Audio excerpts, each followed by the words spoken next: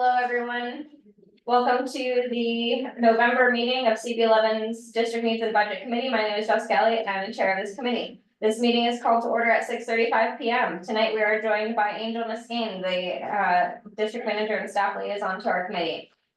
In order to conduct an efficient meeting, let's observe a few ground rules. No one may speak until granted the floor. CB11 members, if you have a question about board business or wish to make a motion, please raise your hand and wait to be recognized. Members should not engage in a back and forth discussion. The chair will recognize the next person to speak. Please keep your questions and comments brief and on topic to the discussion. Members of the public, if you have a question or comment on the subject on the agenda, please raise your hand and wait to be recognized. We will now take attendance by roll call. Committee members, please answer president when your name is called. Stephanie Arroyo. Here. Kenneth Crouch. Here. Jessica Elliott. Present. Judith Cabrera. David Giordano. Present. Sage Mason. Present. Don Sanders. Derek Stedcom. Present. We have one. Thank you. The agenda for tonight's meeting was distributed ahead of time by the board office and posted online. If there is no objection, we'll adopt the agenda as stated. Committee members, if you object to adopting the agenda, you may raise your hand and wait to be recognized. Seeing no objections, the agenda for tonight's meeting is adopted. My apologies. I do not have minutes from our last meeting, and I will get that to us by our next meeting. And that will be my one mulligan for the entire time that I'm on the committee board. Yes, everyone gets one. Thank you. Are there any announcements or informational updates? Seeing none, we will move on to our discussions. We have 3 items on the agenda today. Number 1 is work plan, number 2 is a statement of district needs, and number 3 is the survey. So our goal was to review the district needs and budget work plan together, just to see where it is currently, and then I would love to have everyone, just take it home with them. I don't think we're gonna make any decisions today. But that next meeting, I plan to mark it up and review it with Angel, and then maybe we can have a discussion about adjusting it to fit our current needs. It was, only a couple years ago, but things change, and we wanna make sure we're doing things at the appropriate time and continuing the work throughout the year, where we can. On the statement side, we just want to kick off that process to basically put together a group to start working on pieces of this in advance of next year, so we have plenty of time, but want to get our best eyes on it while we can. And then lastly, with the survey, we just wanted to review the survey process, review the survey responses from last year, and discuss the survey generally and surveys ongoing in our neighborhood otherwise, other than our surveys.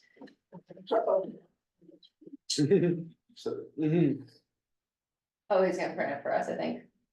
Yeah, yes. Okay, all right, great. Well, then, if it pleases us, maybe we'll go, well, I'll The wait. statement is work Yes, the statement is work, and it's research. yes. And I think, if I may, chair, that each committee really needs to work on their own. With each of us who are part of that, to take the lead with the chair of that.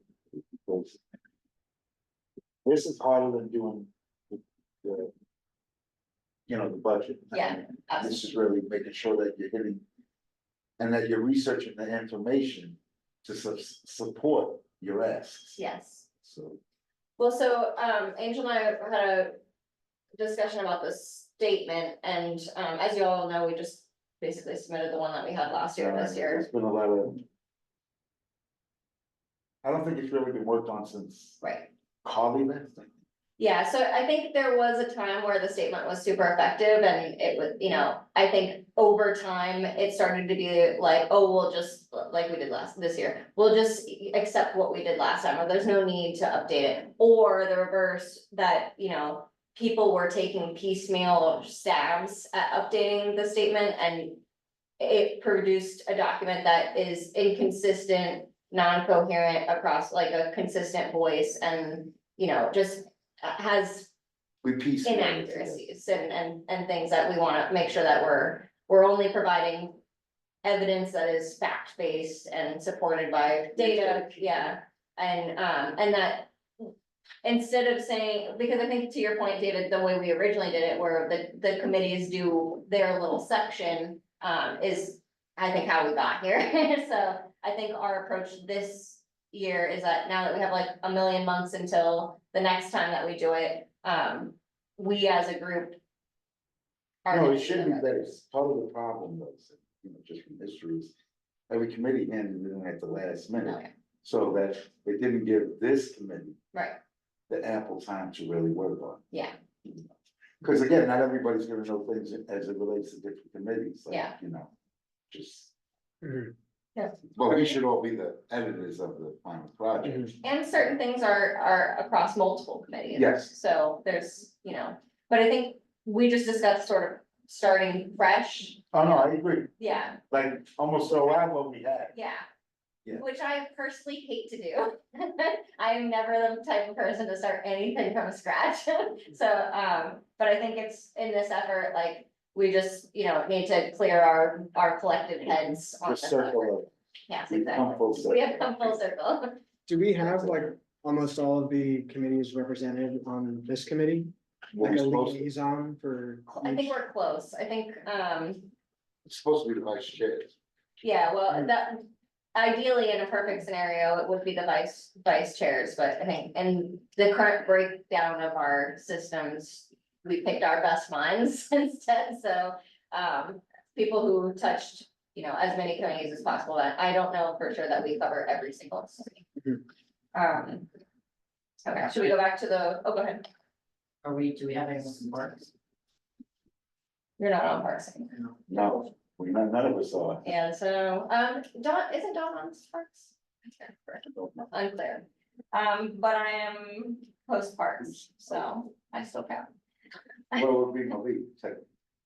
Well, Malik's, yeah, Malik, we aren't doing the vice chair things this year, so it's just a bunch of randos. Well, the thing is, we tried and people wouldn't show up. Yeah. And nobody knew what was Just kinda expected of them. Get back So they to, didn't have a choice. to a manager. Yeah, so did we. They just didn't come. Okay. Well, I guess, Angel, do we just wanna wrap the statement of district needs item on the agenda before we move to the budget plan? Oh, it's up to you. You do that, follow. So maybe we should look at, or just take that with us, look at it, and also kind of like, yay, nay. Yeah, so what we'll do, That's the question. yeah, go ahead. So I remember something that came up, I think Angel talked about, like, who is actually reading this? Yeah, And great it's question. usually not the agencies themselves, but it's other people looking to do things in the community. I think it'd be interesting to look at it and say, like, was there anything that came? Who came to us and said, oh, we noticed this in your, maybe they were explicit instead. Yeah. We noticed this in your district, your statement, but that may help guide like what to put in there, what to update, what's Maybe what's like relevant. about it. Are not relevant anymore. Well, I think we should keep it global, but I think in a perfect world, the elected officials, the city agencies are looking Of at course. that. And that's who we're catering it to, and that it's just a source of information for others, but Angel.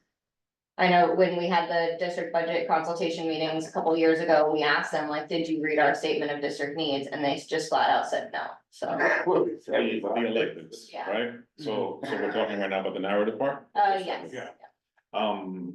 Yeah, so it's, I think we have to think about it, sorry if you said this while I was, the copy is not working, gotta go slowly. We have to think about what audiences we're looking to reach, and I think we have to keep in mind that there's multiple audiences, right, like Derek was saying. So there are, I'm just kind of working backwards. There are organizations or developers, right, organizations looking to bring services into the community, or developers looking to bring projects into the community that are looking at that, the savvier ones. That do look at the document and, refer to our statement when pitching their projects. Our project meets these needs, et cetera, that you identified. And then there are the specific agencies that are receiving the requests. And that the statement should be setting up the requests, right? We identified this need, And thus, we're asking, we're requesting the following to address that need. There's pretty frequent inconsistency there, where the statement is written at one time and the budget requests are written another time, and they kind of forget to match. So there'll be a case made for, just come up with something stupid, a blue bottle, right? We need blue bottles, and then nowhere in the budget request do we ask for a blue bottle. We asked for red ones. You're right, it's like, wait a second, what's going on? And then there's the electeds who can be champions for the requests that we make. And who can help to fund requests that we make, right? We submit certain requests that agencies cannot deliver on, and OMB directs us to seek help from our elected officials. The idea being that if those electeds have discretionary funding to apply to these particular needs, and they could do so, but we have to, have the conversation with those electeds, advocate to them and try to get them on side to decide to support these requests that we're making. It is true that the electeds and the, handful of consultations that we've had specifically with them, they have told us that they don't read it. And I think that it is fair to say shame on them, but I think it's also fair to say we may have dropped the ball, right? We have to make it so that these electeds, and we're talking specifically about more often than not, city electeds, so our council members, and then the borough president has some capital money. And then the state folks a little bit more on the policy side, a little harder for them to apply funds. But we have to establish and maintain relationships with these elected, so they're not just showing up or listening or responding when it's in their interest, right? I happen to be in the neighborhood, I stopped by your meeting, look at me, look how great I am, I put out a report. That's great. But they should be responding when we're saying, hey, look, we identified that there's a sinkhole on such and such, and we need, $1 million, to address the conditions that are resulting in that sinkhole appearing over and over and over again, right? Like on the Esplanade. But if those electors are not responsive, because they may feel that they don't have to be, that we're not actually holding them accountable, that they're not accountable to us, then they're not gonna respond. We have to make ourselves a priority for those electeds, so that they know that we're, seeking to be partners in this, and then partnership works when both sides are willing, not just when it's convenient to one side or the other, right? So I'm trying to say this diplomatically. I don't think we need to go attacking people, but at the same time, we can't let council members come and go and come and go and come and go, and they've never actually engaged with us in a fruitful dialogue, much less in a, productive, partnership, right? We have a new council member in District 9 that overlaps with us, and, we are, given the courtesy of like, okay, you're relatively new, even though it's not that new anymore. So we'll give you a little bit of time, but here's what our priorities are. Let's check back in 5 minutes and see where we're agreeing, and see how we together can look to move these, priorities forward to funding and, fulfillment of the ask. And the same thing with the veteran members, right? Like, we've had pretty productive conversations with Council Member Ayala the last couple of years. The council member for 9 that preceded this current member was completely, non-communicative. So for the duration of that person's term, nothing happened. Nothing could have happened because we never actually got a chance to speak to them. The person before that, same situation. So we're 3 council members ago for that district, that something that this board identifies a need. So you remember, David, the fire watch tower in Marcus Garvey Park was something that the board advocated for years, and others too. We were part of a coalition essentially of, interested groups that were kind of pushing on identifying funding to fix that. It ultimately got fixed. when the council member did pledge, several $1 million towards, its renovation and, amen, it's there and it's great. But since that council member, we're on 1, 2, 3, our third one since. And, giving the current one a little bit of space, there really, nothing has happened for at least 2 council members and the current one TBD. I think that, I'm gonna repeat myself, I think that, it's something that we have to be better about in keeping them accountable and not just wagging the finger, but like, hey, look, we need to talk. Like I saw you the other day, I spoke to you, like, we need to talk again. And their staff should not be, ignorant of what a community board is or comfortable not responding to community board, attempts to connect. So yeah, so I'd spend a little more time on the third one, but I think those are the three audiences that I can think off the top of my head that we should be thinking about. I did speak with Jessica about in the narrative, I think another thing that we can consider, and we need people that can write, right? Another thing to consider is, and this one, like, I think you guys have to figure out, right, and help me out with this. It's like, I think we should, I should enter in the chat. I got distracted. I think we should consider like, making value statements in the statement as well. Yeah. Now you'll have to weigh, is this a value we want to, state in this document or not? And how you're gonna state it, but I think it's certainly something that should be considered. I think that the narrative, is a kind of all over the place, the writing is poor. It can be better. And I do think that a smaller group it's easier to get a good end product with a smaller group than having 15 people when half of them are just out to lunch.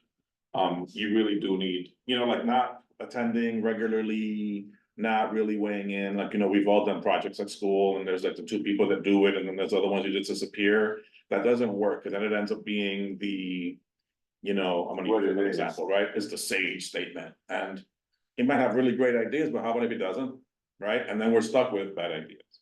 And that's happened before, where, committees have offloaded the typing part to a member who they shouldn't have. And then what came out was just something that's completely anathema to this community, right? To the needs of this community, to, what I would argue is, are the values of this community. And feel free to disagree with me, but the way I see it, like, we should not be,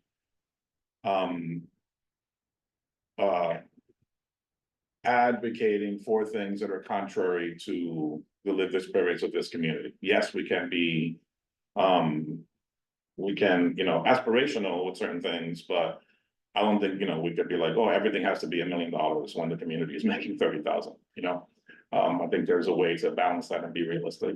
Also, I'll say this and then I'll shut up. One section that was particularly egregious, in my opinion, a couple of cycles ago, maybe 4 or 5 cycles ago now, was the Health and Human Services section that was just kind of handed off to this one member, and they were allowed to just write whatever they wanted. It wasn't really vetted by the committee, and then it ended up in the draft statement, and it was, in my opinion, horrific. Not what this community is about, like, the members here care about their neighbors, no matter how much of a pain in the ass their neighbors are. And those statements there just didn't match up at all. And it was a shame that the committee didn't take the time to vet that or say, oh, hold on a second, thank you for typing it, but that's way off, and people need to be comfortable working collaboratively. So if I write something and y'all disagree, I'm okay with you disagreeing, right? I may try to fight for my point, but I'm okay with the back and the forth. And, I think as a group, I think at a minimum, we have to be okay with that. I think we will be, but sometimes you get the odd member that kind of isn't. They kind of want to make their point, like it's just this way, but the community's 100,000 people, right? So no matter what David says, we can, negotiate something a little more. He volunteered. He pointed out himself, so yeah, I'll show. Do you mind just promoting me to panelist? Yeah. I'm gonna share my screen. And I'll do my best to not, I'll just stay as an attendee. I know that makes you happy.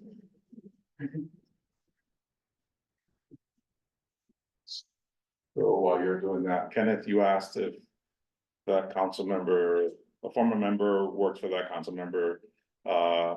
Yes, but that member then moved on and now they're about to be the assembly member. That former board member moved on from the council member's office, I believe, and now they're gonna be the councilman. The assembly. Assembly member, thank you. Okay. Thank you, Angel. I think,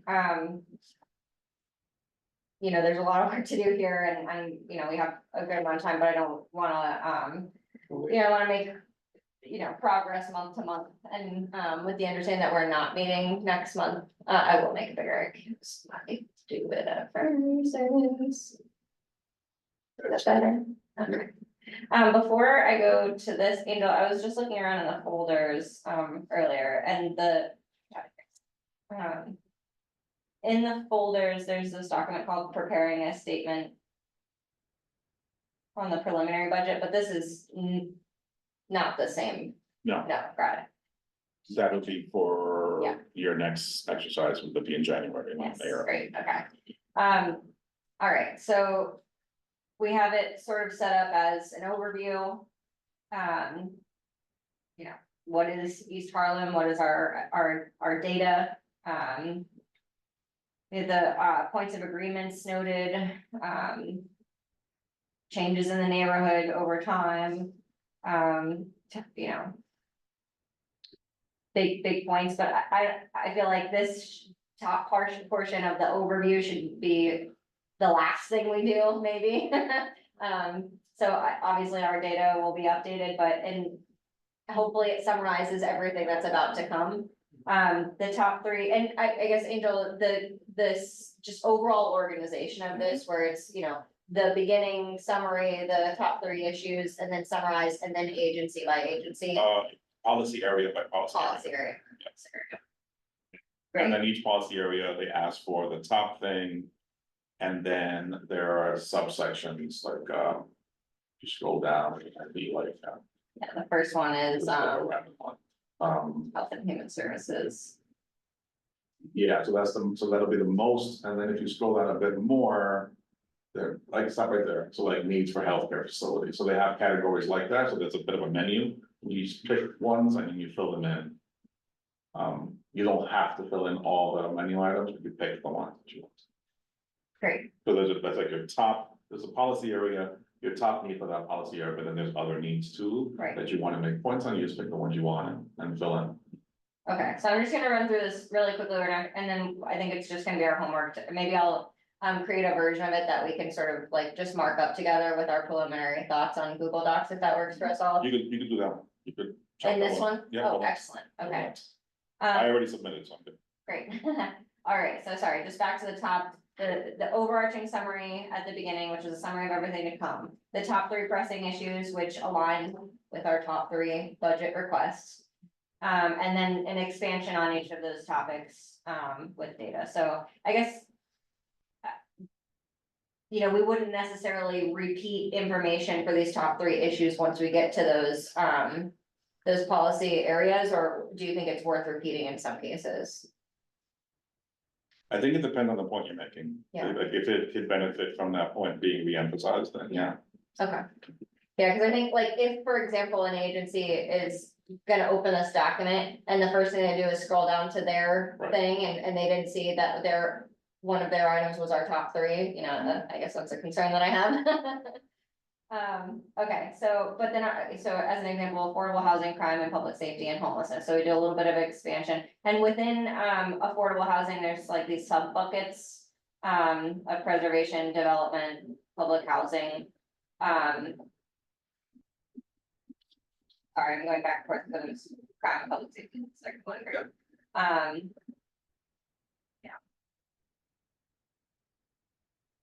Oh, I'm going to, Yeah. I'm going to. Let's stand a chance between me and my wife, we just cannot stop doing it. I'm going to, go into the portal and pull out all the menu items that I referenced. Mhm. And give you a version that has all the menus, Okay, so like a map, I guess. okay, oh, that's And you fair, can just- okay. So you know the options. Perfect. And then homelessness, so, and as you can see, there's links here with our research that we're gonna do as a school group. And then getting into the different policy areas, so as it's just a summary on the first top most important one. Needs in healthcare facilities, needs related to services for older New York, so I don't know, you know, there might be things that we feel are missing, there might be things that we feel we no longer need to include based on our budget requests, and I think probably what's likely to happen is maybe things will be missing or we find ourselves removing, that aren't in the budget request, and then that could be a sort of signal to us, like, actually, we still think, you know, affordable housing creation is still important, so maybe we should chat with the housing, you know, committee and reinvigorate that conversation so that we can provide budget requests for this topic, but right now we don't have that topic, so maybe we leave it out. I just have some notes from my meeting with you, Angel, I didn't know you were taking notes.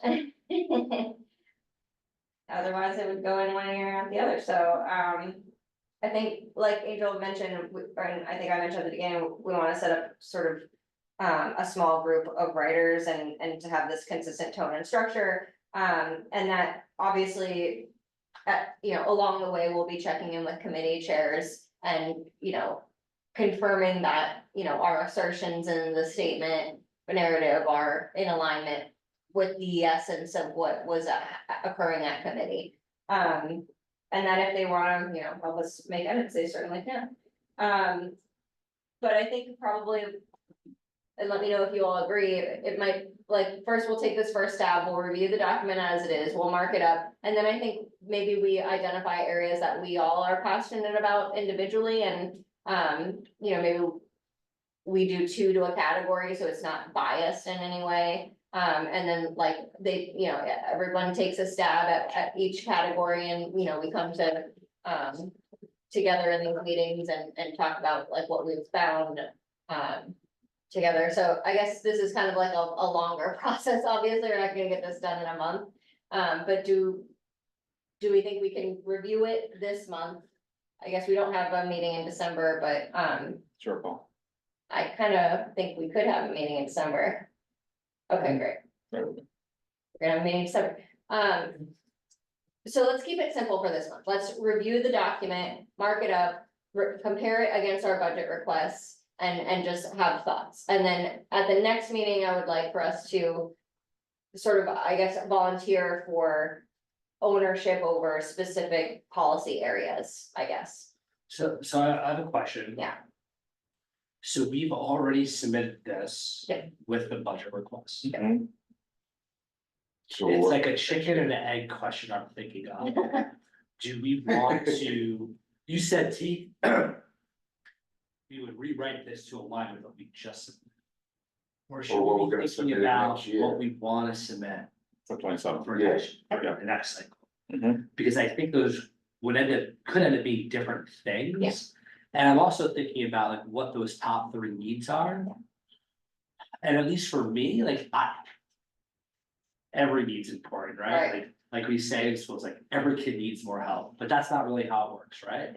And I don't know if those 3 are like my 3, What? you know? And like, are there other Right, and things you know, to it's put in interesting, there? could you say that? We always have. Arts open space has the most. Right. But that's not necessarily reflected in our 3 main areas. And to me, I look at crime and public safety and homelessness as band-aids. And other areas would actually get to solving root causes of what's going on, in a way that affordable housing does, in a way that youth and education things would, right, and other sorts of human services perhaps, that would really go to addressing what's created the conditions of those things. So I'm just wondering, like, is there space for us to do some of that talking, both here and with the committees, to maybe really shake it up in a big way? Because it seems like perhaps those three have been the top three for a very long time. I can't speak to that, I'm new. But maybe that's the type of change that, as a group, you should consider, at least consider making it and possibly actually. Yeah, and these three are, in fairness to them, always the top three that are selected, not just for the statement, but like when we survey members, when we survey the public, it always ends up being those three. To the point of like the number of requests for the policy area. So like, we have the affordable housing requests are humongous umbrellas, right? And the parks requests are really specific to a project, so that's gonna be more numbers. I don't think it has more weight, it's just reflective of the kinds of requests that correspond to that policy area. Where for housing development, for example, we're not saying, please develop at 1, 2, 3 Main Street, 4, 5, 6 Main Street. We're just saying we need affordable housing in these bands, or, you know, and we need affordable housing altogether, and particularly. Looks like just a big golf umbrella instead of individual. Yeah, and to your point, like, I think it is a discussion, like, I think things, we're not gonna necessarily, we don't like to remove requests, like, the longer they stay on, the more likely that they are, but we can certainly reorganize them if we feel that, like, actually our top three issues, you know, I would be very surprised if affordable housing did not stay at the top, but, Yeah, but like. yeah, but I guess my bigger point is like, again, trying to go after root causes. Yeah. Versus band-aids to address these very serious things, right? We all live here, right? We walk around, we see these things. But I don't know if just saying having more NYPD officers walking around, Right. that's not gonna actually solve the problem, in my opinion. Right. And perhaps in other people's opinions. Yeah. Well, I don't disagree with that. I think you're right on the money there. But I think maybe, like, when I think of the most pressing issues, I think it's when people walk around, they see these things and they say, I wish there weren't so many people, you know, homeless shooting up on my block. And they say, that's what we want to solve. And I understand that. So I think those kinds of things can still be like the most pressing issues, but maybe when we get into like the narrative is when we discuss, like, this is what people are seeing, but this is what we think the solutions are to that. I like that. Absolutely. And then tie it into a request, right? Because again, if these don't align with the request, then they're two separate independent Right. documents, and they're supposed to be intertwined, right? We're saying either we're saying we need these things and these are the reasons why, or we have these problems and we need these things. And I don't think necessarily those things line up with. Yeah. I think like on the homelessness point, I'm sorry, am I cutting it off? No, Alright, on the homelessness thing, I remember being, this is about my feelings, but. Being very frustrated when we're having the conversation last year about the Demolition Terrace project. Where, we had done a bunch of work on the affordable housing topic. We had made a number of very detailed recommendations and asks policy wise and project wise, going back a while. And also in those requests spoke about housing for special need populations, right? We were like getting specific. And then we see a project that is like, you know, picking Giving all it the to stuff, us. right? And we're like, everyone's screaming at us, and members are also like speaking as if they weren't aware of these things, like, you know, giving a little bit of grace to new members, but like, you know, veteran members. I'm like, yeah, we've been advocating for this for a while. We actually amended it because you yelled at me 5 years ago to add the special needs thing, and now it is there, now you forgot, and, you know, and to the point about root causes, I'm like, yeah, if you don't. It's like homelessness, without giving anybody a, you know, a lesson, right? there were such things that were everywhere called SROs. Right, and that was a very attainable, accessible, affordable housing, not the best, but house a roof, a room, a key, a door, a key. For Some people, services. right, yeah, for people that, you know, absolutely needed it, systematically, those things have been removed, right, cause. You know, people were concerned that they were dirty, that they were unsafe, you know, a number of legitimate reasons, but the solution, as often happens with policy, is that it's just broad brush. And now everything got taken away. Not now.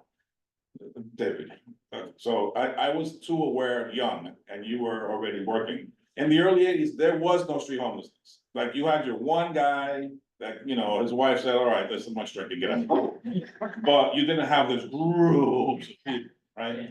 And then the result of all these broad policies is that contributed to people being outside, and more, right? You know, deinstitutionalization without, you know, all this, you know, outpatient stuff. That works for many, but not for all. So you have a lot of people with serious, you know, emotional issues out there, untreated, you know, the way they should be.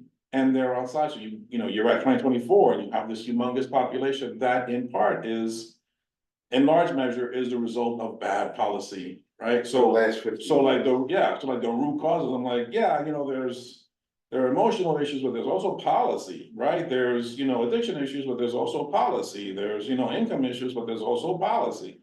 Like, you have to think about these issues when you're proposing things, or when you're, you know, considering policy. And the potential, you know, ramifications of, you know, you implementing a certain policy, like closing an SRO. Or deinstitutionalizing, while there were many legitimate reasons to perhaps consider moving away from those models.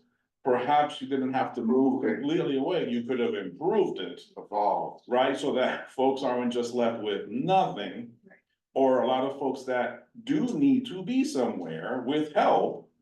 Are not offered that option, and now they're out there on their own, and the poor souls can't do for themselves. And it was a Right, community. and then everyone else that isn't in that situation is like, oh, that guy, this guy, that person, this. I'm like, yeah, well, cause they don't know where the hell they are, you know? Or they're in a situation where they're so desperate that they're self-medicating, and then, you know, like, you don't start off on someone's stoop shooting up, like, that's a progression.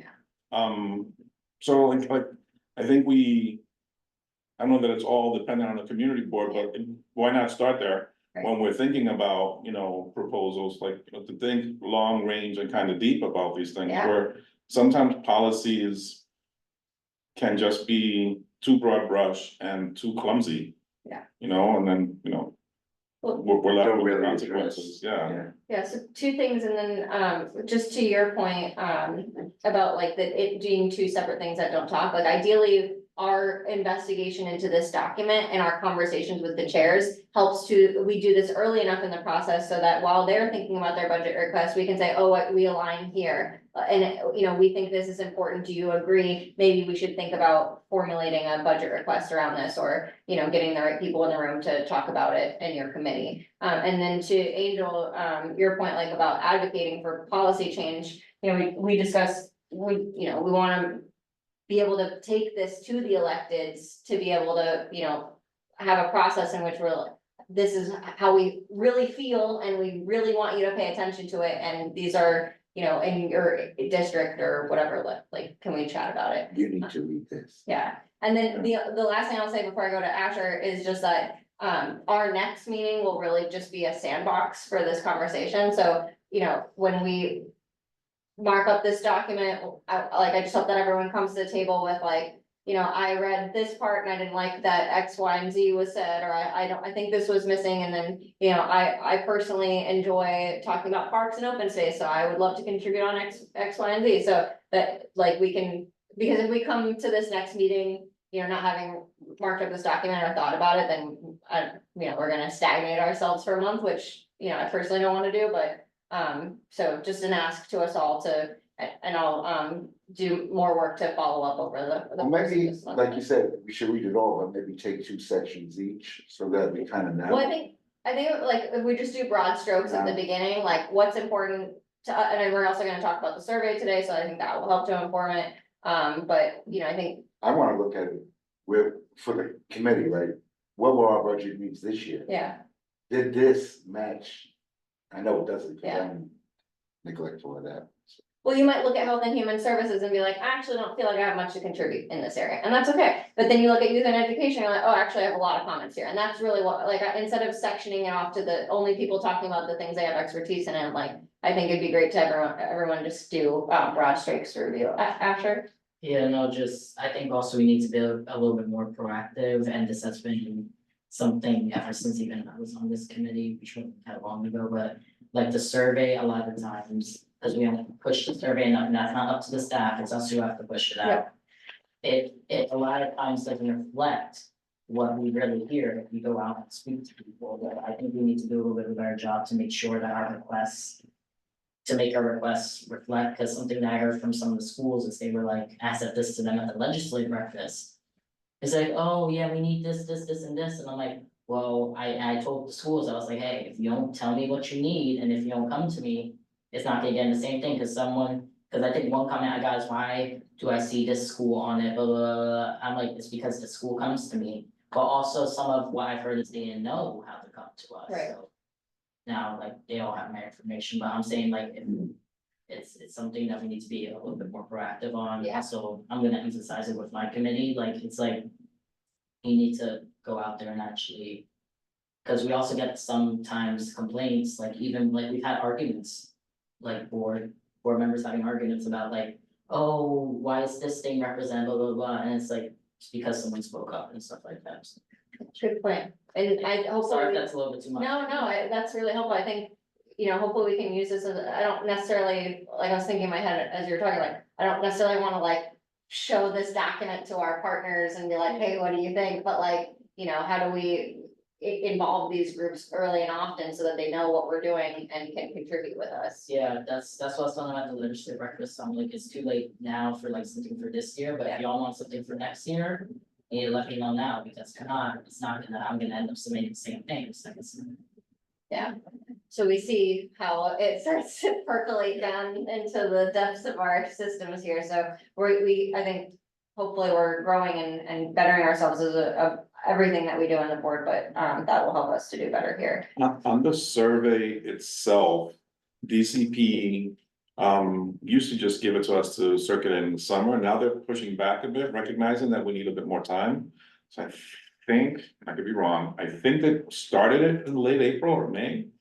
This year was a mess, so it didn't happen, so we'll just, forgive ourselves for this Yeah. year, but. For the next cycle, I think it'll be open April, May, right, and by that point, you've had September to April, let's say if I'm right about that. Of committee meetings and conversations to like start informing, and so when you when this group reaches out to those committees and say, hey, what you got going? Or they can, filter stuff back to this committee. It's reflective of the conversations. So we're not- Whatever number of months that is, 7. And then we're not waiting till they've completed their. It doesn't necessarily have to be at the end for the other committees, nor will it be at the end for you all.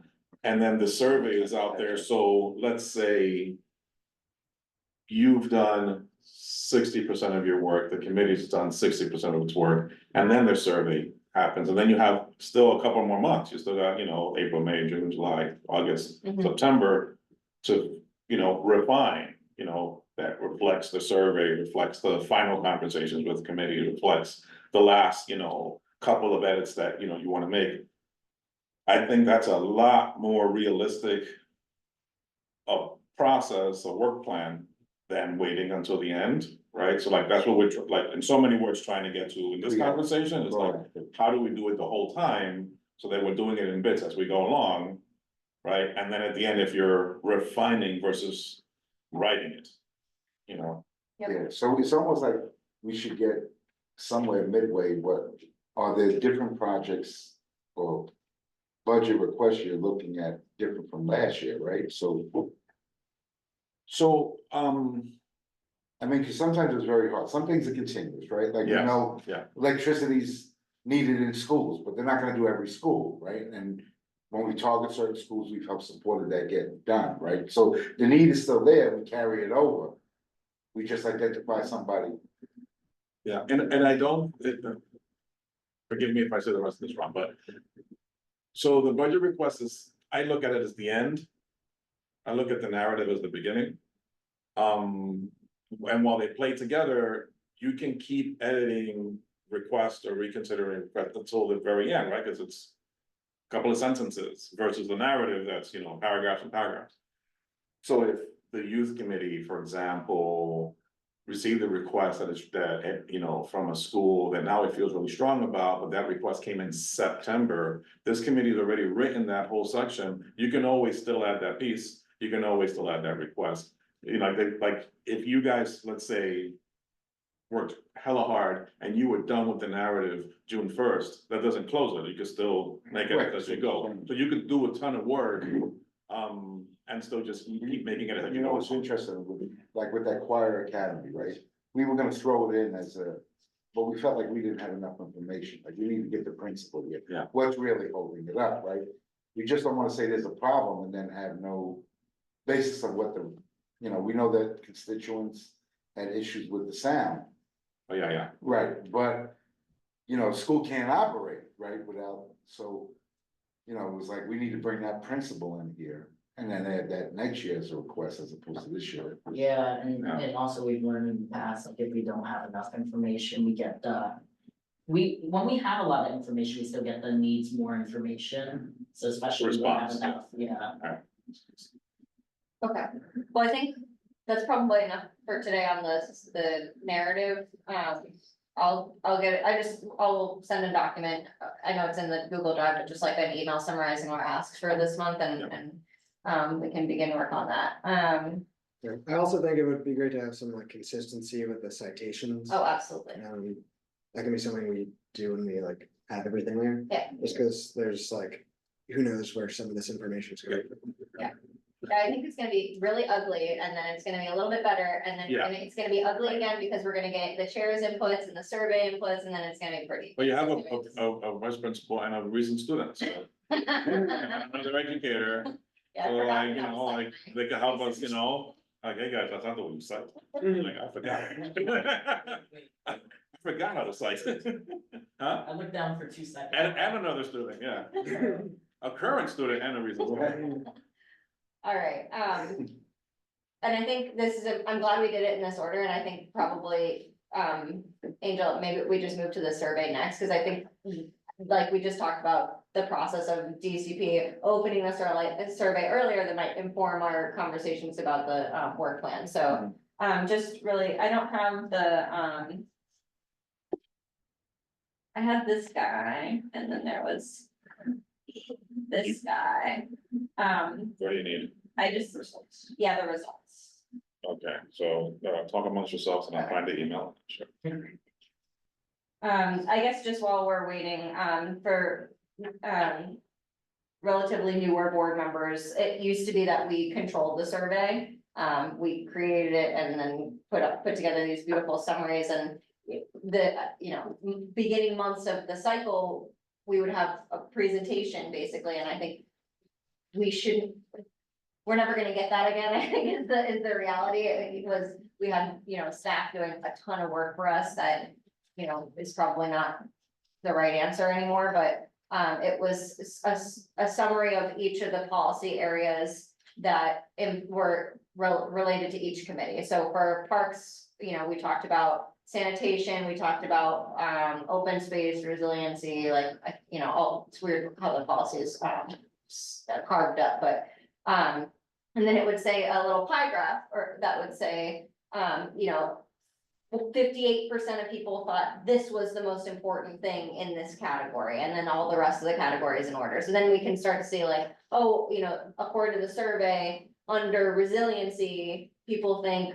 the Esplanade is the most important, or whatever, and we can start to make those connections. So, and then there was a second layer, which was verbal supporting evidence from people's responses that help to give color to those responses. So I think when you fill out a survey and you select, this is the top reason, it's like, it doesn't tell you a whole lot sometimes. So like people's responses below that can really help us to understand what the crux of the issue is. So I guess I'd love to understand, Angel, what your perspective is on how that translation to DCP, like, and the outputs, generated. I don't understand the question. Yeah, so when we had the pie graphs and like the summaries, I know when we talked, we said, DCP is not gonna pull out like Carly did, like people's verbal responses, Yeah, but like, yeah. how can we get the color here? Yeah, so. Yeah, so that's something that the committee has to figure out how it wants to do it, because yeah, it is, like, you guys weren't here, but Do we get access to the 114? yes, Respond, like, yes, downloaded as a yes. file? So Khalid's predecessor, Carly, God love her, was a nut about this, she loved this. So she spent a month and change just, dissecting, and she was in heaven. And we let it, I hate doing this, so I'm not good at it. But it has to be done, so. The survey that we were doing was based on the questions that DCP provided to us. So we just, took all their questions from their paper form and put it in our Google survey document, and then, she worked from there. Last year or so, DCP said, no, we provide the link to the form for you, I'm like, I didn't know. A lot of us didn't, but now they handle all that, so I don't have to create a form, all I have to do is just share the link. And then the results that they share are, organized, so like, we have 114 requests. It identifies the top 3 in the bar chart, and then, it gives all these responses, and this is, in all this text, this is where Carly spent all her time identifying, this question, creating heat maps. I'm gonna go. That's a lot. Where can we get this? This I'll share with you. Thank you. Yeah, that's easy. And. So that's for the top 3, and then by the policy area, adventure size. Then by the policy area, it gives you the pie chart. And then the same thing with the list of stuff and all the responses. Et cetera, all the way down. Wow. Yeah. Yeah. So like, So that's when the respondent is saying specifically on this block, this, so which isn't reflected in like. At the top, they just pick from the menu of like, in which of these 10 is your top 3 that they include 3. But then below, then they're giving text to like on this specific block, right? There's this water thing like you told me, right? right. And that's where we have to spend a ton of time like pulling stuff out. The last thing I'll say, asshole politics. I know, I was just looking at that. That's a good one. Let's keep going with that. Gonna say, Angel. Is that I think this is highly valuable, but I don't think it's the only valuable thing. I also think that the board members' input is also as valuable, and the input of people that haven't participated in the survey, but did participate in our meetings is also valuable. So we have to, I think, keep our ears open to, like, our eyes open to this and our ears open to what we're hearing in the meetings in those 10 months. every time I've always looked at the results, it never seems to line up where we're at, like on the survey. It does? Yeah, I think it's been pretty much in alignment. Yeah. The funny thing is, it's like, I can predict the answers. Without doing the survey, I'm like, I know what they're gonna say. I think Especially the last couple of years is drug treatment, you go 3 years back and there's no drug treatment. right, I think, sorry, what's important here is also like. What is who are we getting this out to? Like, when we had these responses, when we did our survey, sometimes we'd get like 75 responses, if that, and it's, that's not. We can't hang our hat as a community board on 75 responses. The highest number of responses that we ever had is when, we were really pushing it at public events. We were like, Fill it out. like, I'll give you a t-shirt, but you have to fill out this whole thing.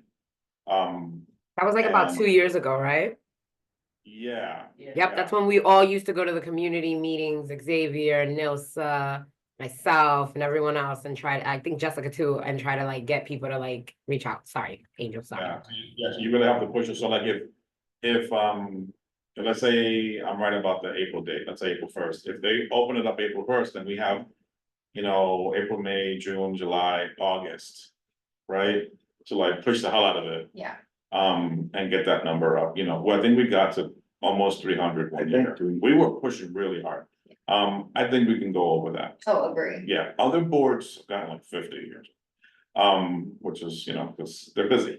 I think we should push as hard as we can, and, you know, Especially now, the fact that we got that 2 years ago and lots of things that open.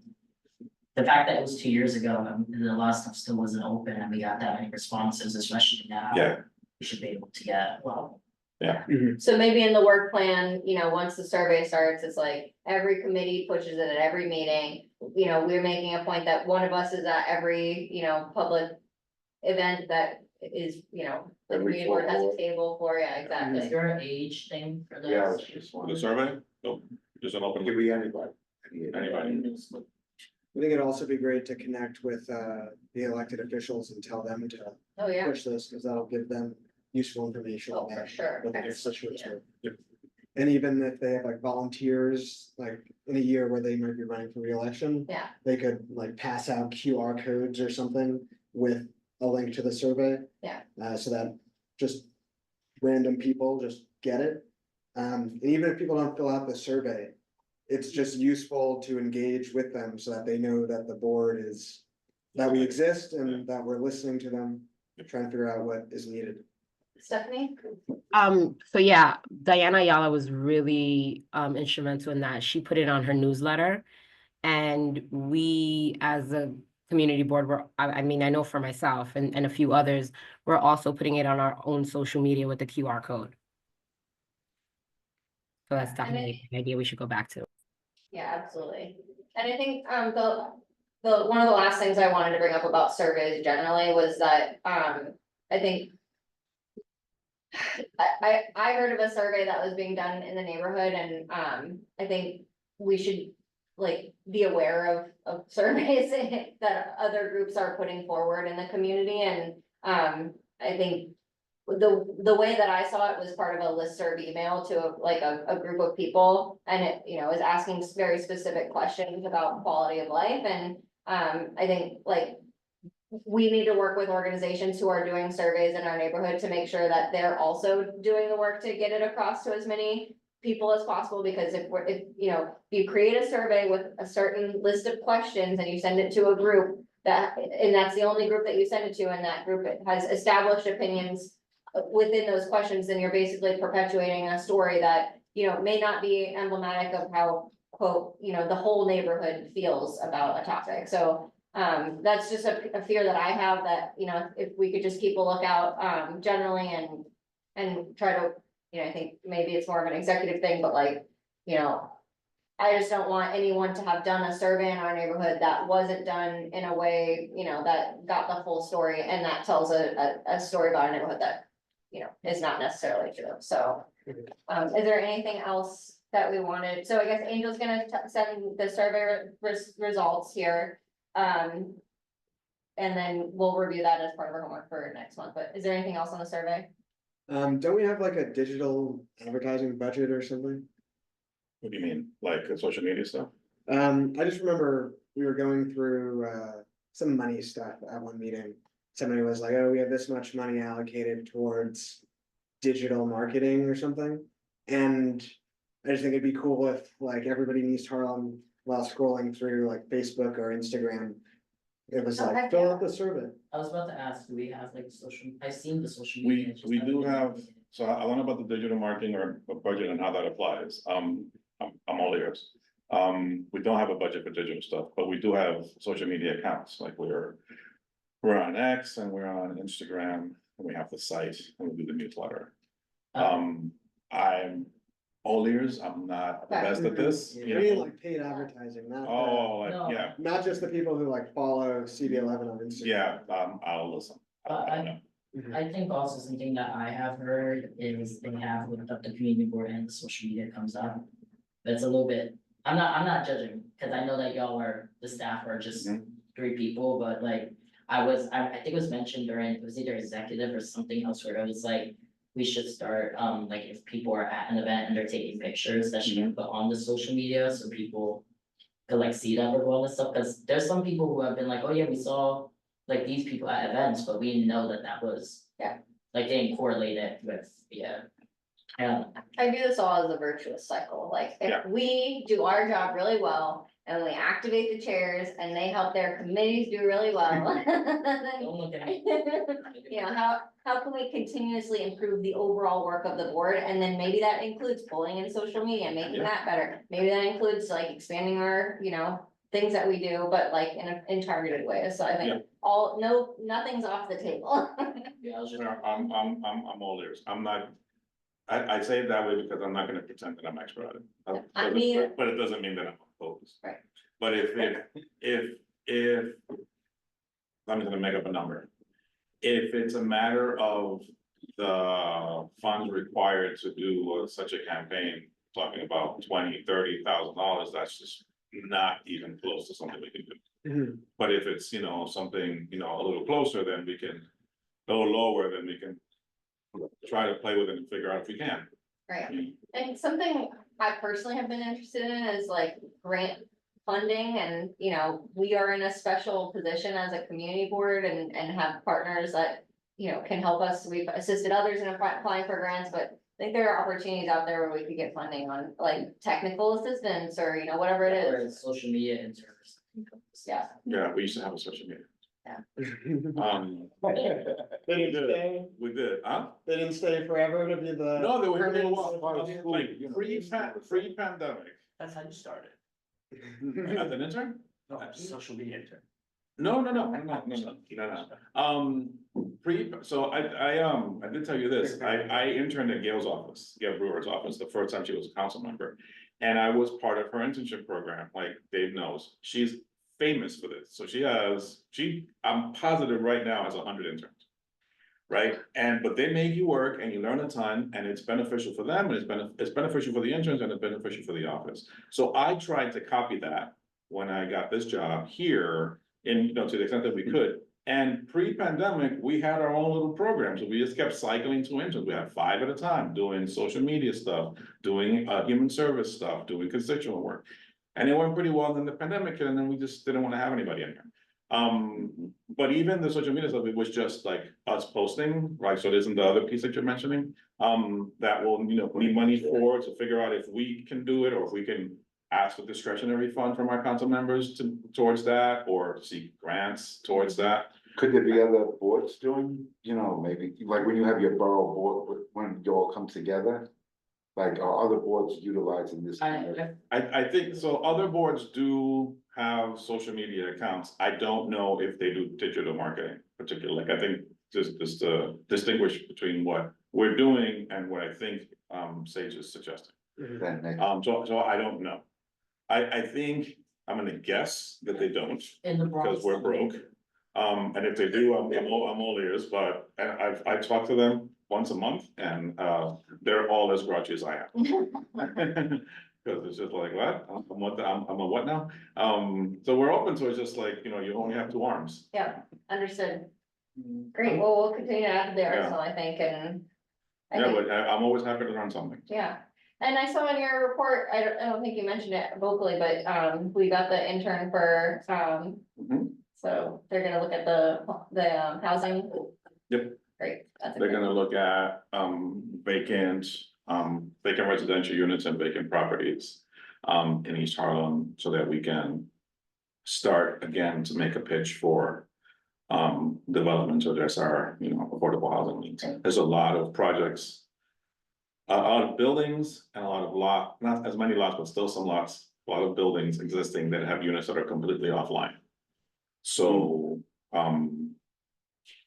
listening to the mayor and his City of Yes, you know, housing plan, which is half baked. It is not a housing plan, it's a development plan. Yeah. There's a whole other part that he's missing, right? Like, there are already, I said, there's a land use. Yeah. And I was checked by one of the members, or they attempted to check me. In terms of the number of units that are on hold in our district. Yeah. And it's multiple thousands of units. Yeah. That are already approved and just sit, and just haven't happened. Approved for what? There was a land use action sought. And the ULURP was approved, and all they need is financing to do it. Mm. And some of them, it's been a couple of years, some of them, it's been a Right, decade, some of them, it's been 20 years. Way. And so when you add them up, you're looking at, depends what day you ask me, I think it's close to 3,000 units, Just in East Long. just waiting. And doesn't need a land use up, doesn't need an approval, it's just ready to go, just Well, needs as money. someone who's looking for an apartment. Yeah, okay. So They're really expensive. Yeah, so the idea is, but like. My point in regards to the mayor's proposal is that it's just looking at development, which is certainly important. Was only one.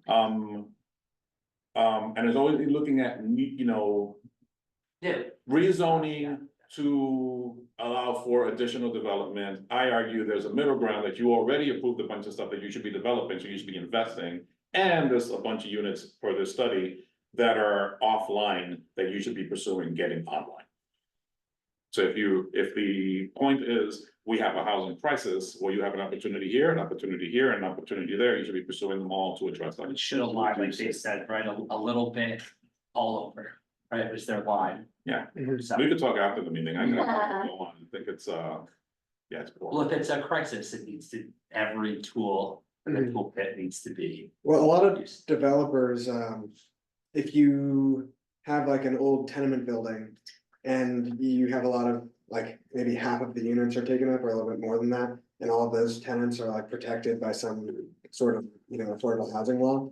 A lot of developers are just waiting for those people to go away so that they can tear down the building, Right. build something bigger. Well, and the warehousing of buildings, because even if they're up to date with their property taxes, they're still coming out ahead, right? The appreciation of that property is more than what they're paying in taxes. They have no incentive to do anything with that property but sit on it. Mhm. I live on a block with one of those. Yeah, I know that all of this will Nice. inform It's our happened with us. work moving forward, so good, Wait for develop. good to keep thinking about it. I wanna keep us moving on the agenda.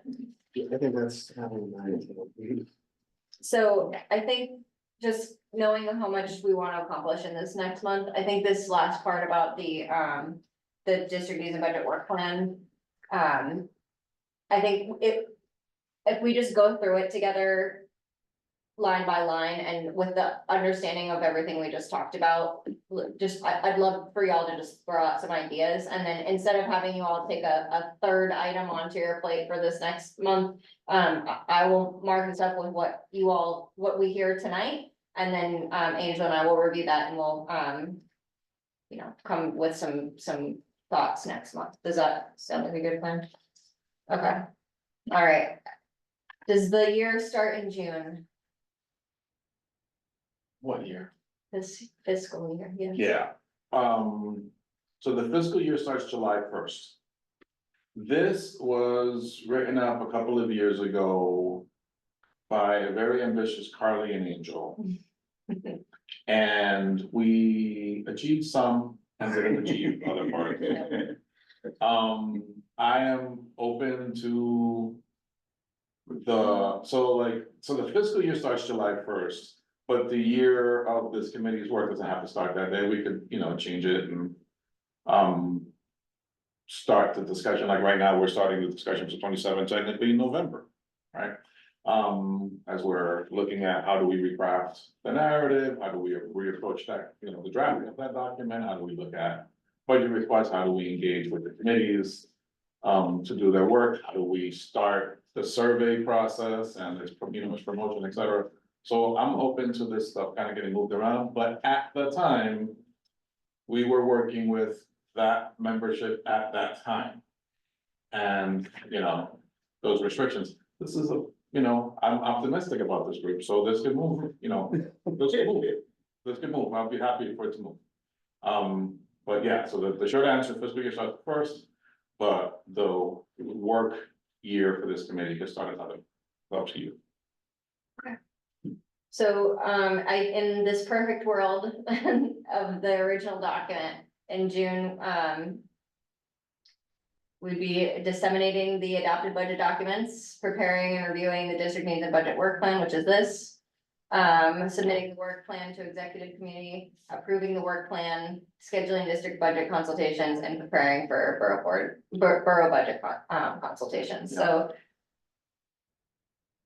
maybe we just go through it as item by item, month by month.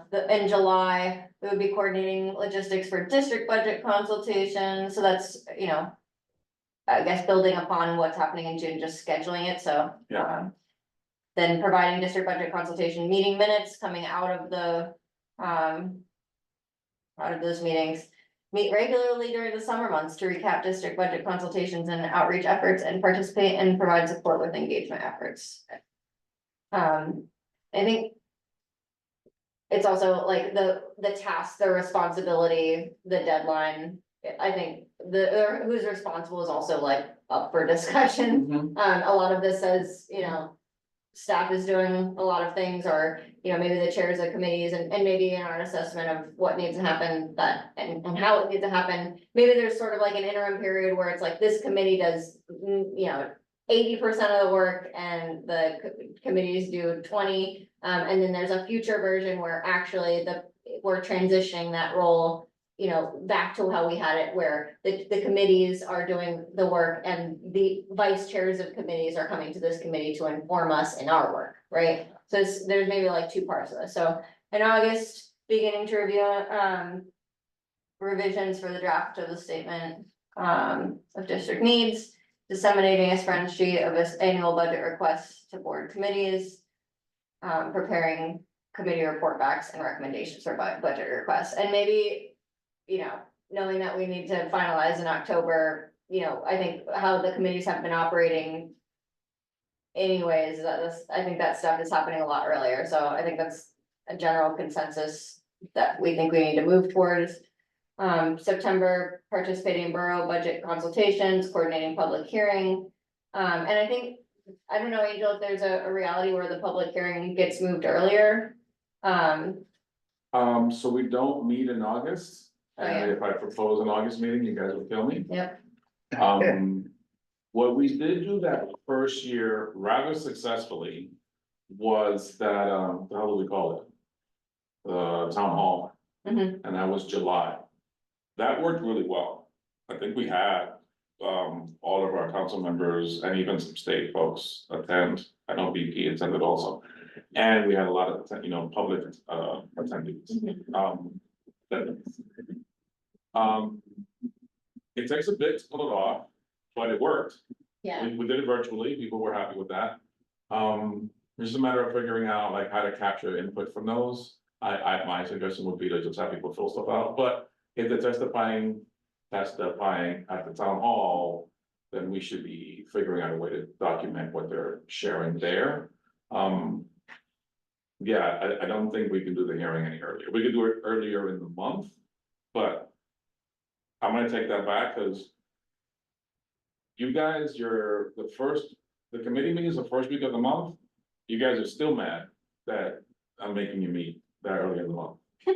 So having a hearing earlier in the month, yeah, I don't think that's gonna happen. no, okay, But well, I think we could do most of the work. I think we could do most of the lift in the town hall if we did it. yeah, And then then the hearing, the formal public hearing is, kind of like a last chance, but without, as much weight put on it in terms of expectation.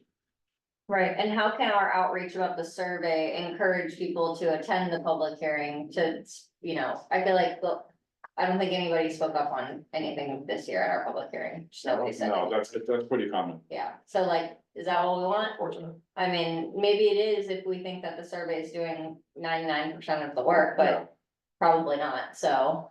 Yeah, I would, so here it says close the survey in September, I'd close it in August. Yeah, agree.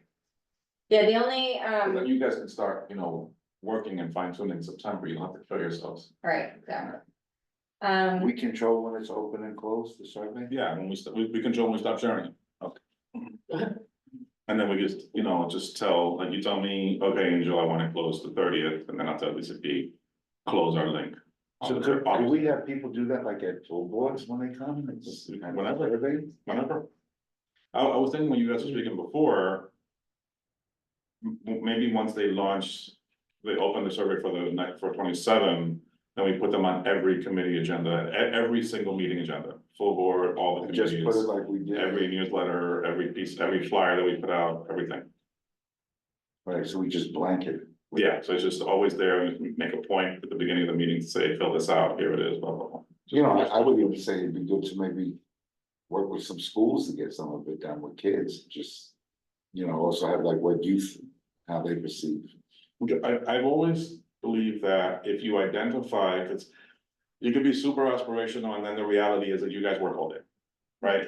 But if you pick your spots, and if you pick like big events, right, like if we, Tied to like school events. Party on Park, the youth fair that Elsie does, the senior power of aging. I can't think of the name. The Puerto Rican festival is hard, because people are having a super hard time, but I mean, good time, but maybe if you go really early, I, to be honest, might be, I don't think that would it's work. a little raucous. it gets Yeah, so well, people- crowded. Yeah, I'm outside. I was literally like, we're in the common. yeah, It's like. so maybe not that one, but like other big Small, events, like the small. Mexican Independence, or like the summer The festival, watermelon thing, or. it gets really crowded in the middle, but if we have like a group of people walking off on the side. Mhm. We might be able to get people like walking around with clipboards and stuff like that, I don't know. I'm gonna read, Carlos Diaz's summer music, 106, White Park, Yeah. I mean, but we have to have some incentive, because you know, and people wanna Yeah. dance. They told me like, but if you go early, before they Before get too juicy, you can get, And create some incentive, I mean. yeah, National Night on Out. the youth But those are a side, little later, but there's stuff earlier. hold on, sorry. Derek, sorry. So we get a link that is specific to our community. Yes, Is there also a version of the link where they select what their community board is? And then go, so cause I'm thinking, that- if we that- share that- with schools, that might like, be, I would love to share with my school community, but most Not of the students everybody. don't live in I just CB11. Tried to find the Yeah. survey on the, and hold on, let me, by doing it backwards, that it would be didn't the seem one. like, Okay, I'm just curious. Yeah, I thought I don't wanna hear. I just think it'd be great to, Yeah. if DCP like centralized the survey, and then they could handle maybe even the digital marketing part. right? Then just like push it out citywide, so all New Yorkers. Soul boards. Yeah, and just the first survey question is, which community district is this? It honestly, like when you went to the results, it looked like that's what they've done. Yeah, It's one big form, Right, and it's there can be a standard. custom link that's like already answering the first question. right, exactly. I think it is, So do we get access to like one step back? It's very difficult, as someone tried, my principal's asked me to figure Not out what, everybody knows they can. Hey, David. my principal asked me to figure out like what districts our students live in. And it is almost I impossible know. to do a lookup off of like a list of addresses. To the point where I was doing like individual addresses, matching zip codes, Zip that codes. stuff, and then like looking at maps, I'm like, oh no, I know you're over this line or that line. He asked me to do it for the council districts, which changed, so Yep. it was tough, but Wouldn't it be nice if they were all just like in alignment? yeah, that'd be great. They are changing. Yes. Go ahead, Ashley. On the outreach part, it might be best to reach out to a whole bunch of CBOs and see if they can do it, because. Yeah. Especially like after school programs, if we're talking about youth, a lot of kids live in the area if they're in the after school program. Yeah, absolutely. I think, I don't know, Angel, if you can scroll us down past October, I'm gonna gloss over September and October, because I think we all know what happens most months. Where? The PTSD is strong. In January, we were. yeah, straight hostile in September.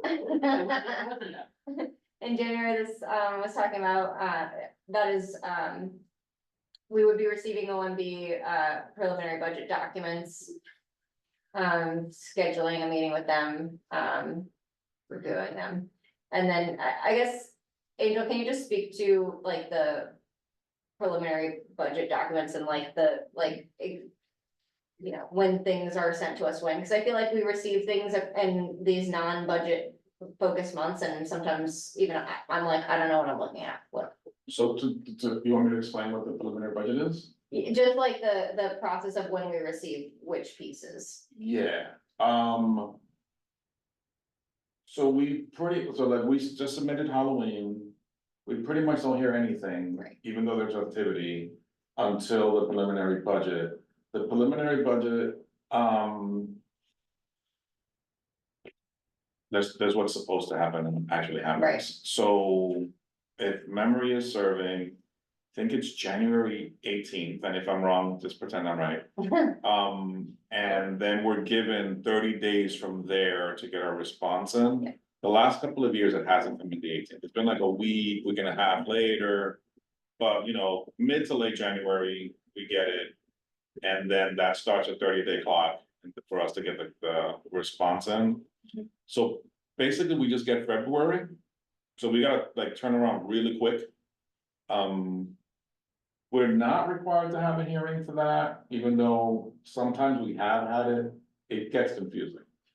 I would say, so let's say if we got it the last week of January and we had until the last week of February to get it in, we could sneak in a hearing there. Before we get our response In February. in February, it's just kind of tough. Oh, that's the But, red but, asterisk. yeah, but that's when it comes, that's when it's supposed, that's like by law, I think there's a date certain, but I remember, I forget if it's 18 or 15. But they just send away the hell they want. But there is 30 days for us to get our comments back in, and then after that, the next thing that we can engage in are the hearings on the preliminary budget, so council holds hearings in March. Yes. March.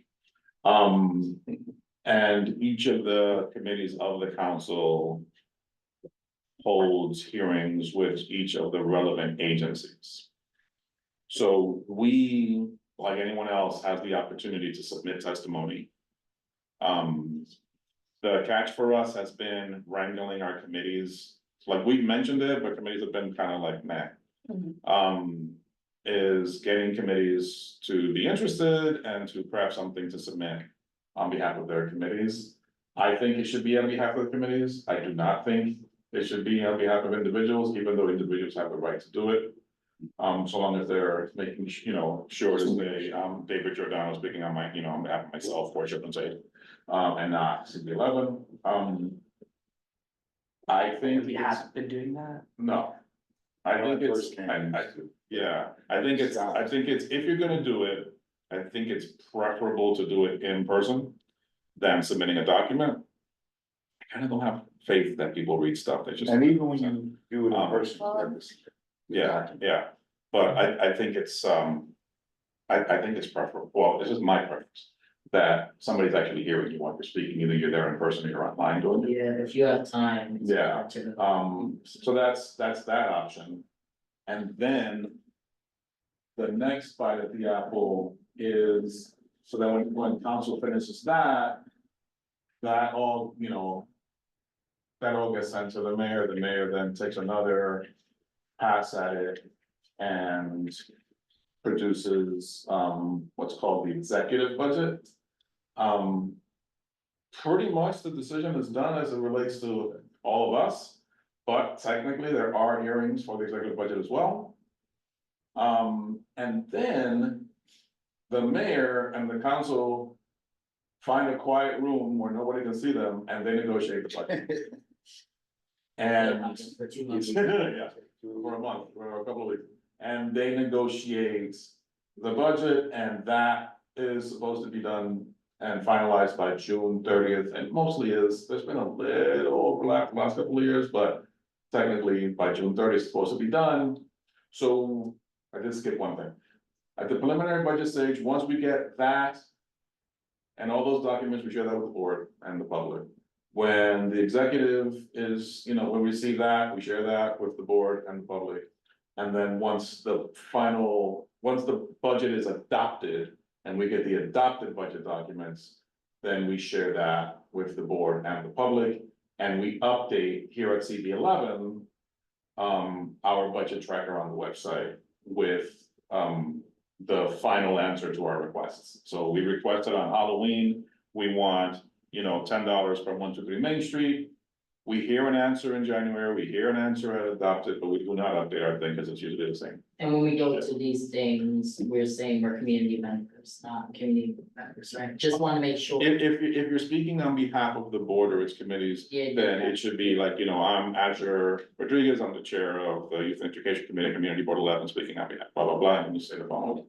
So, then just business wise on our end, once we get the final answer in the adopted budget, then I pull that text and update the tracker on our site. When does the adopted budget come in?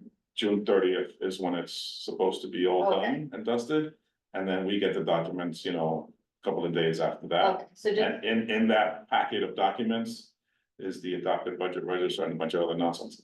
And from there I get the text that says what the final answer was to that request, great, so just for And that- recap, sorry. And then it starts all over again, yeah, yeah, right? So July 1st starts the conversation. Yeah. For For next- 27, Yeah. right? And that's when the budget consultations come in. Yeah. So the district budget consultations, I think, can be really good. yeah, The trick is getting the agencies to agree to meet, right, right? If you meet with agencies, for example, it's probably 4 or 5 years ago now that we had the budget person from youth come, and she was excellent. Yeah. Since then, it's been the local superintendent. We've had the people from parks come, when we are able to have, that conversation with them. Then they're able to just tell us, we're asking for the moon, like, I can't give you the moon, I can give you half the moon. Yeah. Or I'm already doing this, or we agreed here, or, ask, your request should be phrased this way, Mm-hmm. right? And that's all information that, can help us refine the request that then we're gonna submit the following Halloween. Right. The trick is getting the agencies to agree to meet. right, There are some agencies that are more cooperative than others. The other piece, frankly, is getting our committees to cooperate. Yeah. A budget consultation can't be angel meeting with an no, agency. absolutely not, They can be, but I'm not the board, Right. right? I have lots of opinions, but that document will just be Angel's budget request, and that's silly. Right. If, we can get the committees to be interested. And to sit down with me and the agencies, then we can have, and you guys, then that's the way the conversation should proceed. Yeah. The next set of consultations are. The district consultations is specific to our district, obviously. Then there's the borough budget consultations, which I attend as a district manager, so all the district managers attend for Manhattan. But the conversations that are happening there are borough specific. Right, so I'm not asking for money for a sanitation garage in my district. I'm asking for what the funding is for litter basket pickup across the district. Right. Right, that kind of thing, so which sorry, is also helpful, but. just to confirm, in January, we have the preliminary budget, and Yeah. that's when we have 30 days to respond. In April, we received the executive budget. Hmm. And then in June, we received the final answer. At the end of June. And the final budget, the budget is adopted. Technically. Yeah. And then a couple of days after that, we start receiving all the documents, like literally a couple of days. Yeah, Okay. those two things are the things I was confused about. Yeah, and then with the budget consultations, like, I really feel like getting the committee chairs or like leadership and engaged in that process is so easy. Like, in order to have a productive conversation with the city agencies, like obviously the first step, getting them on the phone, which I think if we're proactive and they can still write us off and we can force them to meet with us, but when we just send them an agenda that says, here's the requests that we had, like, under your agency. These were the responses that we heard. Can we just chat about it? Like, and then we're already working towards, next year, so. It opens up the conversation to say, we were planning to ask for X, like, is that in agreement with whatever it is that you all find important for our district, according to your city agency? And in the case of parks, it was super helpful, because we had, as we know, we had 30 requests, but like, we could escalate any number of them to be the number one request. But when we said Peter Minuet Playground came to our community board and we said, we think this is a good ask, and they said, well, that's actually our top ask. So then we both aligned to say, this is our top parks ask for, school improvements, then it actually got funded. And it's like, so I think it's as simple as taking what we asked for and what the responses were. And then what we think we might ask for in the next cycle, and just talking about it. But it, like, if I go into that meeting and I'm talking about housing, like, and I'm not on that committee, like, I can't be successful. We can't be successful without, Adam and the, And Jason, Right. and if. In those instances where we're getting. Cause some of the frustration that we have with the whole budget request conversation is the BS answers we Yeah, get. yeah. That's a reflection of bureaucracy. It's just it's a game we're playing. Right? So it gets assigned to some junior staffer that just kind of click, click, click, click, click, click.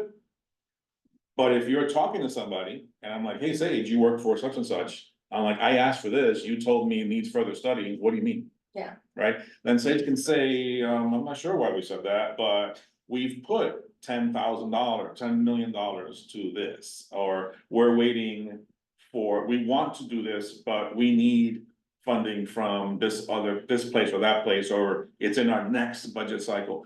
Then we actually have a clear answer versus, needs further study, talk to this person, talk to that person. So that's like the benefit of those, like actually having a conversation with a person. Versus just looking at that form. And it's not just us that gets those frustrating responses. It's every vote reporter. We can do a better job in formulating our requests, and we have. But there's still some things that we're like, kind of just keep knocking our head up against the Well, wall. where does that request go in that specific agency?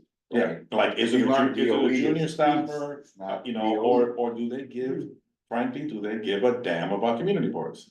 Some places don't, right? The Department of Social Services, right, which is the umbrella agency for the Human Resource Administration and the Department of Homeland Services, does not give a bleep about community boards at all. And that's crazy for a community like this that is so service dependent. So when you're, like, you would really benefit as a board from being able to talk to an expert that does this all day and say, hey, we keep asking for this, we'd really love to address this. Can you tell us, can you help us with this? Can you explain why this isn't fundable, or when you plan on funding it, et cetera? But the last couple of cycles, 4 or 5 cycles, they've just been straight hostile. I did have, you'll remember when I started making a big fuss about this, right? Like, about these consultations. The first year, very successful. I think I got 8 of 10 of 12 agencies that I invited. Super lucky. The next, I bragged about it in the next year, man, I got none. And I was all happy. I'm like, I did it. And then they're like, man. I think the first year I got DSS and HRA. But once they created DSS, then the person that was overseeing that just was uncooperative. I don't know why, but it's a real shame. But when you can get people, then it, like, so one year she's gone now, so I can say whatever the hell I want. One year, I had a great contact at DHS. So their overlord was completely uncooperative. So I'm like, okay, so I just called my buddy who lives in the neighborhood and I talked to her over lunch. And she gave me all the answers that I needed because her boss was being impossible. But that's not always the case, sometimes it is, that's kind of half my job is trying to cultivate these relationships, but sometimes it works. But what's We just interesting is we had those consultations, then COVID hit, and we did them on virtual, and then we had like a whole, not just one person come. There was several people from either DWSD or DIY, right? And then now that we're coming out of COVID, it's like there are less of those meetings now. That than cat we had at DYCD, before. the Latino guy, Yeah, he's fantastic. yeah, we used to sit He's here. like a Bible, and you only need he him. let us know everything. Like, Yeah. who had what, who was not. And he's making the numbers. proactive. Right. Yeah. And even like us, we had a meeting with DYCD, and right now there's a lot of agencies that are giving back their contracts because they can't. Yeah. Sustain the contract. It's after 8, so I just wanna make sure we get out of here on time. I'm gonna go to after, and then I wanna refocus just on this specific task, and then I wanna call this meeting. Just very quick, I think also when we're formulating our budget requests, something that we notice, and I'm not bashing the YCD, I'm just saying, as an example, we were asking for our SYEB slots. We more had to get a little bit more specific. And also, I think we need to start saying some of our like when we're making these budget requests, make slots specific to East Harlem. Cause I've noticed something with SYP is we're getting a lot of people from outside of East Harlem, and then some of the kids who we have are going somewhere else to the Bronx or something like that. So it's like, we need to be a little bit more specific.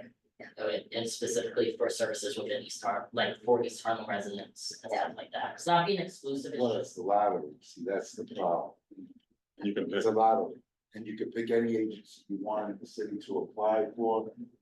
I mean, like with us, we encourage our kids in children's aid to apply for our own.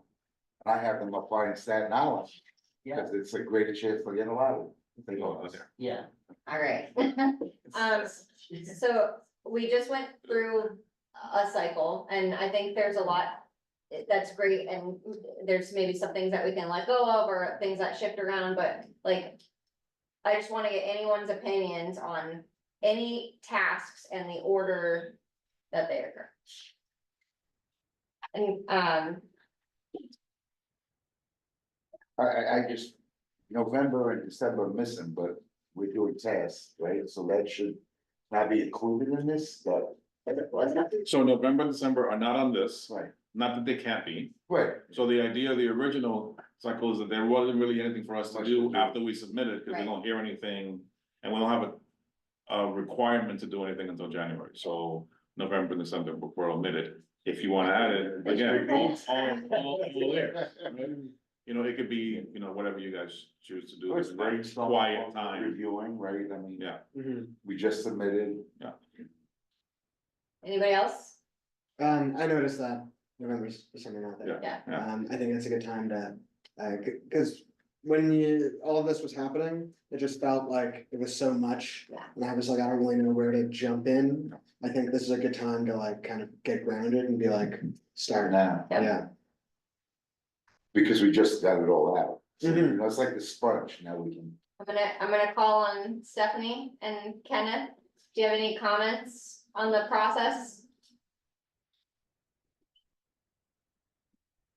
No comments at this time, but I'm glad that we are kind of deliberating and really getting into the weeds of things now. And I think it sets us up really well for future sessions. Anything on your end, Stephanie? I think I just want to understand with the statement of needs, we're going to be reviewing it. And then next month we should be taking, each of us are going to take like a portion of it and like redo it or add to it, right? Yeah, so what we're gonna do is, I'm just gonna send an email and circulate the document in our Google Drive, and then we're all just gonna review the entire thing individually and just provide any comments. The comments can be whatever comes to your mind, like, just, I think we can dump it out on that document, and then we'll come to the next meeting in December and discuss our comments together and identify, policy areas, you know, that hopefully we can get at least 2 people on each policy area to sort of own and help to begin rewriting. Cool. All right. And I think the only other item I'd add is like, if we are gonna have, and I guess maybe this isn't important right now, but if in March, if we are gonna have any members who are going to, any committee members who are going to be testifying at the budget hearings, like, I think maybe we should review their documents before, like, whatever they're gonna read off of before they get there. And, also, I'm happy to help facilitate that because I actually do that on a regular, get people at those hearings and make sure that they're heard first. So I'm happy to facilitate that. Thank you, Stephanie, that's super helpful. Derek, anything else? I think, All I right, think I heard it sounds good. great. Well, I think, you know, there's a lot of stuff we just dumped on you, so, let Angel and I take it from here on the work plan side. And then, hopefully we can come to you with some suggestions for changes next month. And then we'll focus our collective committee time on the, reviewing the statement of needs. Document and, reviewing Angel will send us the survey responses, from the survey. I do have a question. Yes. Is there anyone outside of the community board that we could tap to help with the research part of it? Like where those stats are coming from, like demographics info, historical data, or do we just have to go find that all? So you don't have, so. I think the board should do it itself. Okay. There are a ton of resources Mhm. in terms of like finding data and demographic stuff. On the Department of City Planning has a community portal page. That's the place to start. And then how deep into the water you wanna dive is for you to decide from there. So like they do have a bunch of infographics, but you can go the easy way. And then you can just start picking, you know, where you wanna, you know, go deeper and deeper, deeper. So I have something to share on that, and it's a bias, it's a pet peeve of mine.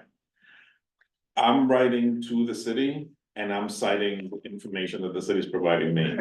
So I'm kind of like, how much of this do I want to repeat?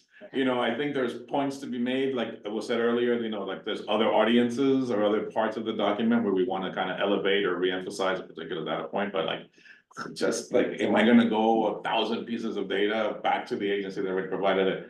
That's my own personal pet peeve. One thing I wanted to mention before I forgot, that I shared with Jessica when we met the other day, that I learned from another board.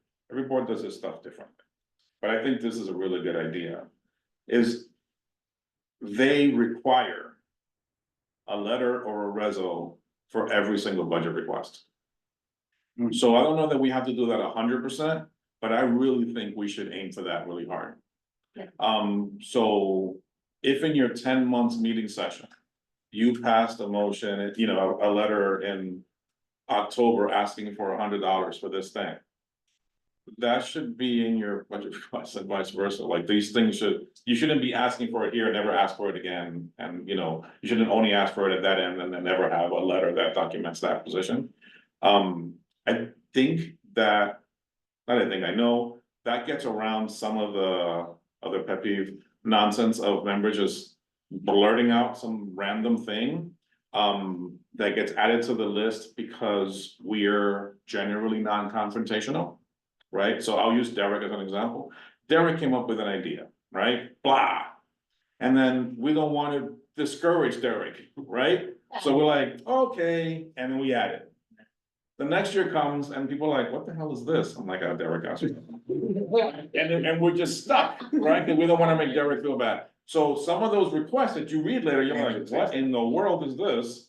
That's what happens, right? Versus Derek came up with a good idea, presented it to the committee considered it, committee's like, yeah, we agree with that, produce the letter, then we take the letter and we, you know, attach it to the request, and then it's not just something that got made up, you know.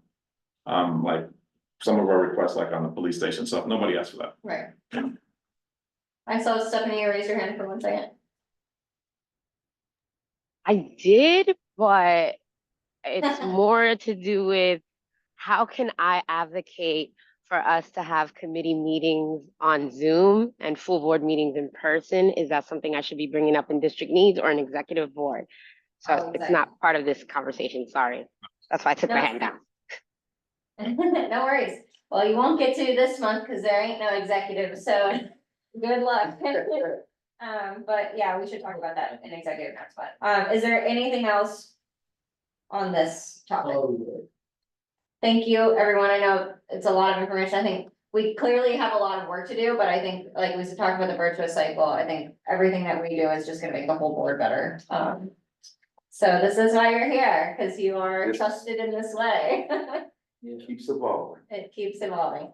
I, just looking at the calendar, Right into the football for one. it looks like the only available date next Oh, month. like not being the only person interested in it, I think that's so Yeah, much let's progress. get the date. It looks like December 16th, which is a Monday, the Monday before full board is likely I the would not be there. only option, so. I will be at district for Christmas thing. Well, I'm- Sorry, one more question. I know last year we had kind of like talked a little bit about us as a board applying directly to city council for funding. I'm more open now. I have more time. I can actually do that. I know how to do that. Is that something that we want to do as a community board, apply directly for funding for ourselves for things that we want to do in the community board? Yeah, absolutely. It's not a conflict. What do you think? Applying for Funding, discretionary funding. Yes, yes, so it's just, so like, yes, you can always do that, and I think that it's a matter of coordinating what those requests are going to be, and then yeah, we can submit whatever. So when should we have that conversation? Because the application is the first week of January and it has to go in the first week of January until the February 20th. Right now and tomorrow and the day after. So I will make myself available to you and Elliot and Jessica so we can Go do for it. this. Like I always submit 2 things. So, but we can submit other ones too. You always submit for it. Yeah, so I always ask for money for the videography and money for some other nonsense, like, land use. For the consultant, The but if super- there's, you know, if there's like, say you said before Digital marketing. digital marketing, we could ask Mhm. one of the council members for that. The superintendent is pushing it, I'm also gonna be pushing it to see the schools. Great. All right, Cool. is there, thank you, Stephanie. Is there any old business? Is there any new business? Roll call. Stephanie Arroyo, Good job. Here, I'll please. Kenneth Crouch, you were just there, Here, still here. Jessica Elliott, Judith Ferraro, David Giordano, Present. Sage Mason, Present. Dawn Sanders, Derek Stampone. Present. We have one. Thank you, everyone. See you in December. Thank you. We're gonna have a meeting in December. Uh,